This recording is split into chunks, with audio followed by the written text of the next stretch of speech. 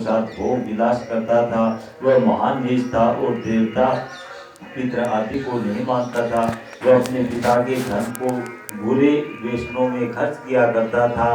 इस पर उसके पिता भाइयों तथा कुटुंबियों ने घर से बाहर निकाल दिया और उसकी निंदा करने लगे। घर से निकाल देने के बाद धन नष्ट हो जाने पर वेश्याओं के तथा गुंडों ने भी उसका साथ छोड़ दिया। अब वह भूख और प्यास से दुखी रहने लगा। अब उसने चोरी करने का विचार किया और रात्रि में चोरी करने लगा। एक दिन वह पकड़ा गया और राजा ने उसे कारावास में बंद कर दिया। कारावास में राजा ने उसको बहुत दुख दिए और उसने नगर छोड़ने को कहा। अंत में वह दुखी होकर नगरी को छोड़ गया और जंगल में रहने लगा। वह बेहदिया बन गया और धनुष बाण से पशु पक्षियों को मार मार कर खाने लगा। एक दिन वह पापी भूख और प्यास से व्याकुल खाने की खोज में निकल पड़ा और कौटिन्य ऋषि के आश्रम पर जा पहुंचा। उस समय बैसाख का महीना था। कौटिन्य ऋषि गंगा स्नान करके आए थे। उनके भीगे वस्त्रों के छींटे मात्र से इस पापी को कुछ सुबुद्धि प्राप्त हुई।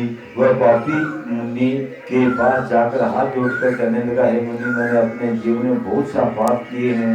आप उन पापों से छूटने का कोई साधारण और बिना धन का उपाय बतलाइए। तब ऋषि बोले कि तू ध्यान देकर सुन। तू बैसाख माह के शुक्ल पक्ष की एकादशी का व्रत कर। इस एकादशी का नाम मौनी है। इसका व्रत करने से तेरे समस्त पाप नष्ट हो जाएंगे।